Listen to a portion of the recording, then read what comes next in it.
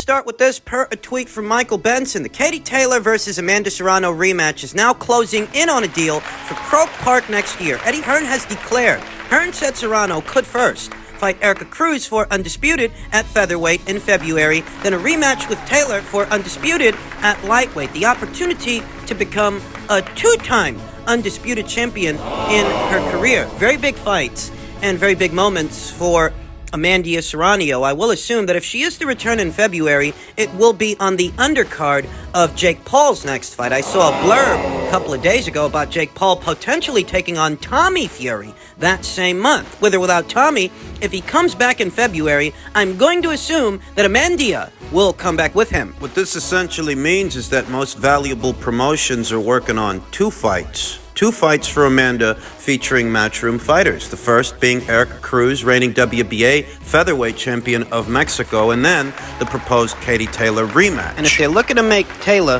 versus Serrano 2, that essentially means they're not looking to make Taylor versus Cameron. Chantel Cameron, newly crowned undisputed super lightweight champion. That's essentially what that means. I imagine that whether or not Amanda goes straight into a Taylor fight after an Erica Cruz fight is contingent upon how difficult or how not difficult that Erica Cruz fight turns out to be. I will admit that I favor Amanda heavily to win that fight. I think she has the right style for the job, and she's certainly a more experienced fighter and a bigger puncher than Erica Cruz. I think she's got everything it takes to win that fight, but that doesn't mean she won't get a few lumps and bumps on the way, en route to the victory. This is a different situation than what we saw ahead of the first fight, because ahead of the first fight, Amanda was already there at lightweight. She had just fought Miriam Gutierrez of Spain, a common opponent between her and Katie right there at lightweight. Whereas in this new scenario, this new situation, Amanda would be going straight from featherweight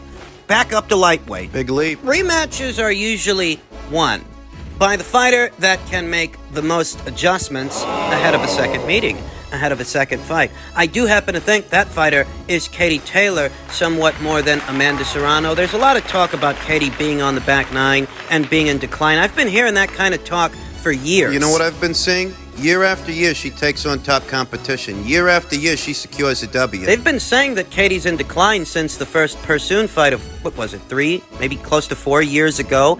And since then, she's taken on Delphine for a second time and beaten her more decisively. Fought the likes of Natasha Jonas. She won that fight. They said she'd get knocked out by Amanda Serrano. They said that Amanda would stop her. She took Amanda Serrano's best, but she didn't get dropped. She didn't get stopped. She secured the W, composed herself because she's been in the trenches. She swum in the deep waters before. With big punches like Jessica McCaskill, Christina Lenarda 2, Delphine Pursoon 2 times, Natasha Jonas more recently. You think that Amanda's the first puncher she ever fought? I said ahead of the first fight, she's fought big punchers before, so even if Amanda Serrano is indeed as big a puncher as people say she is, in all likelihood, Katie can deal. Katie can take it. Maybe she is in decline. Maybe two things can be true at the same time. The truth in and of itself isn't mutually exclusive. Two things can be true at the same time. Maybe Katie is not as fast now as she used to be. Certainly not as fresh.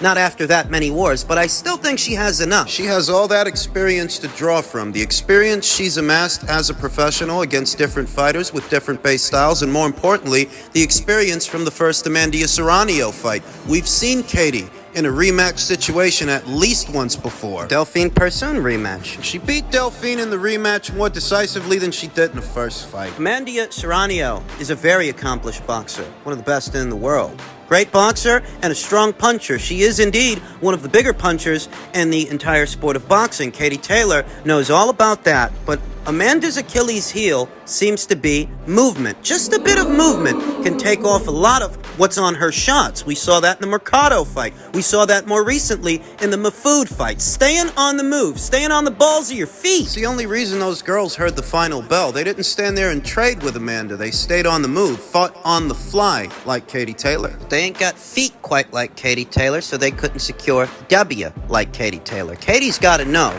Standing there and trading with Amanda at this point, Like she did in the first fight. you have to stay on the move and keep Amanda Serrano moving, as to not allow her to set her feet and draw power from the ground up. You have to make her work for her meal. You already know she's got power. You already know that she can punch. Take that knowledge and use it to your advantage. So long as you're on the move, so long as you're fighting on the fly, Amanda's not as big a puncher when she has to catch up to her target. Not if she can't pin you down, and not if she can't set her feet. So you know. Can Katie make the necessary adjustments to win a second fight more decisively than the first? I think she can. That's a situation where less is more. The less time you spend in the pocket, the less opportunities you give Amanda to use her power, the less damage you take as a result. One of those situations where less is more. Less time in the pocket makes for a more decisive victory. Less time in the pocket, more time on the move, more time on the bounce. Makes for a more decisive victory. Let's see if we don't end up getting this sequence of fights in the first quarter of next year, first into the second quarter. Men's welterweight news ahead of his upcoming fight next month with David Evanesian. Terrence Crawford has confirmed he's being paid $10 million by Black Prime for the David Evanesian fight on December 10th, a one-fight deal. He said he's already been paid half his purse, with the second half due to be paid roughly a week before the bout. Well, even just half of that purse, $5 million for David Evanesian? There's not a lot of fighters in the welterweight division today that'd get $5 million, let alone 10, for a David Evanesian fight. So it's a one-fight deal, so that means Terrence Crawford won't be tied to Black Prime moving forward. You have to wonder why they'd stake so much money on this fight for what is a one-fight deal, a fighter that has made no commitment to them or their platform. Even the more well-to-do and well-established platforms in the sport, like ESPN or DAZN, Them too. Showtime, Fox, Them too. $10 million for an Evanesian fight, they take a bath. It's not a $10 million fight. You look at the undercard, and, I don't see a $10 million undercard, you understand. There's some good fighters on it. Some good fighters like Arnold Kagai and Steven Nelson, who's been away from the sport for some years. He still has an unblemished record, an unbeaten record, and it's still intact. Very accomplished MMA legend, former UFC champion, Chris Cyborg. She's fighting on the undercard as well, but do you see $10 million here? I mean, can this event really generate $10 million? In Omaha, Nebraska, I think they can do a good gate because Terrence Crawford has a very loyal hometown following in Omaha, Nebraska. But at the box office, well, that's going... You know that it's not dissimilar from the situation we saw this past weekend with Regis Prograis and Jose Zapata's purse bid. I talked about that here on the channel many weeks ago. Marv Nation staking as much money as they did for the rights to that fight, not having a major broadcast partner,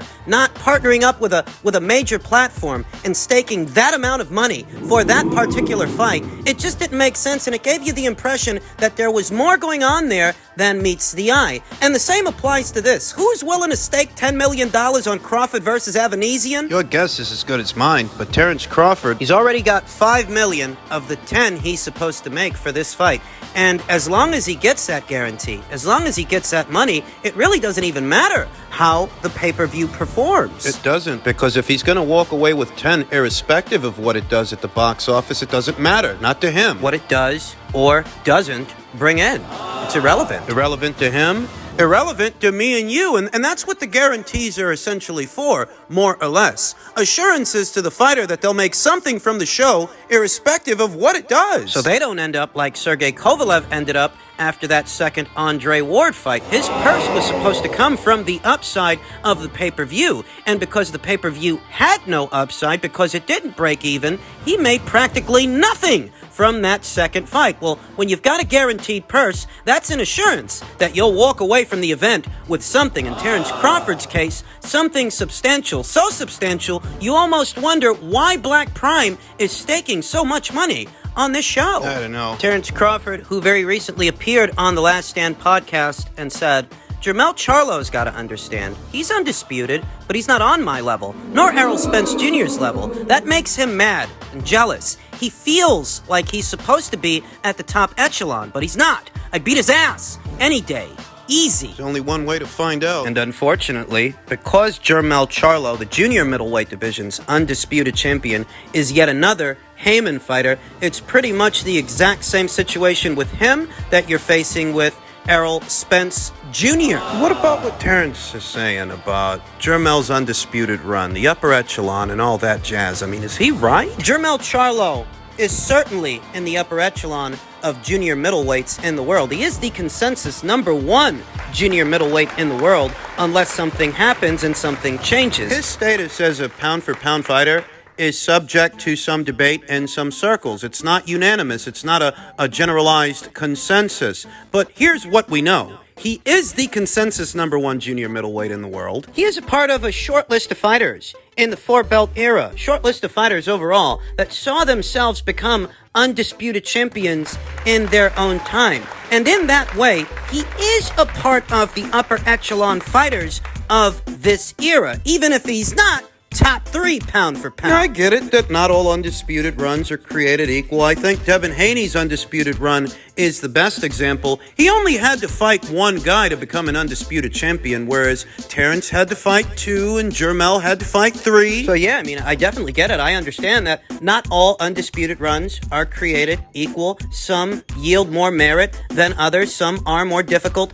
And I do understand that. I mean, I do. Katie Taylor's undisputed run was comprised of more reigning champions than, say, Clarissa Shields. Her undisputed run at middleweight, at junior middleweight. You know, most of those titles she picked up were vacant. She didn't have to go through that many champions to get them. Whereas Katie, at lightweight, had to go through a champion for every single belt she picked up, every single belt she procured. I understand the concept that some undisputed runs are more difficult than others. I get it. But Mell Charlo, he definitely is at the forefront of the sport. He may not be a part of that top 3 or that top 5 conversation, but he is one of the best guys. Is he as accomplished as Terrence, though? No, he's not.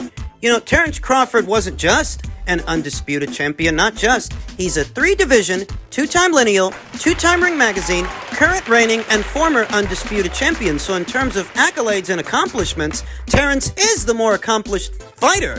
And coincidentally, he's also the more higher-ranked fighter. Maybe that's what Terrence means when he says that Jermell isn't on his level. You know, Jermell's never been ranked the #1 pound-for-pound fighter, whereas there was a time. And even here today in some periodicals and some ranked standings, Terrence is ranked as the #1 pound-for-pound fighter on some pound-for-pound lists. So maybe that's what he means when he says that Jermell's not on his level. In any event, it'd be a crying shame if Terrence Crawford never gets to fight Spence and never gets to fight Jermell. This deal he has with Black Prime, it's supposed to be a one-off, a one-time deal. So in theory, he should still have the autonomy to go back to negotiating with Errol. But who knows if that's what's going to happen? Who knows if they'll pick up where they left off next year? They might not. Errol Spence Jr. might decide to pack it up and move up to junior middleweight and start campaigning up there. Terrence may end up forming a partnership with some other suitor, some other broadcaster. Who really knows what's going to happen? I don't. And it's unfortunate, though, as far as Terrence's contention that Jermell isn't part of that,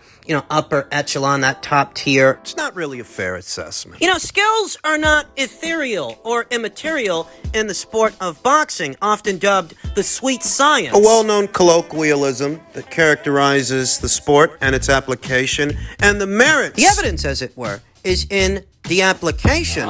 It's just as much about applied sciences in the sport of boxing, often dubbed the sweet science, as it is in any other controlled experiment, any other science. The proof's in the pudding. The evidence of skill is in the application of those skills and what you can overcome when applying them. You take a guy like David Benavidez, paper-thin resume. Oh, whenever he gets out there, he looks sharp, he looks strong, he looks fast. But then you look at who's opposite the ring. You ain't got a case for being pound-for-pound fighting the David Lemieux and Porky Medinas of the world. Here today, at year's end in 2022, David Benavidez and a fighter like him, well, he's not ranked on the pound for pound because he doesn't have a case, not by way of TBRB, Ring Magazine, ESPN, or any credible pound for pound list. Ranking. Nobody ranks him. Nobody ranks Jermell's brother either, because in spite of them being twin brothers, they ain't got twin resumes. Mell Charlo at least on some lists. He's in the conversation because in his career, he did manage to tick off on quite a few boxes. He's fought many of the who's who fighters, almost all of them, at his own weight. He's fought good fighters and solid guys like John Jackson, experienced guys like Gabe Rosado, unbeaten up-and-comers like Erickson Lubin. He's set to fight another early next year in Tim Tszyu. He's collected all the belts at his weight from all the champions. He got back his belt from Tony Harrison, went on to unify it with then unified champion Jason Rosario, and he stopped him. He fought Brian Castano 2 times. He stopped him as well. Mell Charlo here today has the most complete resume, the most complete body of work for a junior middleweight, for anyone campaigning in the junior middleweight division. So if boxing is the sweet science, as it were, the sweet science, Mell Charlo has essentially applied that science against all the who's who fighters, or most of them, at his own weight, and that's the most that you can really ask a fighter to do. He may not be as accomplished as a Canelo or an Usyk or even a Crawford, but he is one of the best. He deserves that much. Because if it were easy to become an undisputed champion,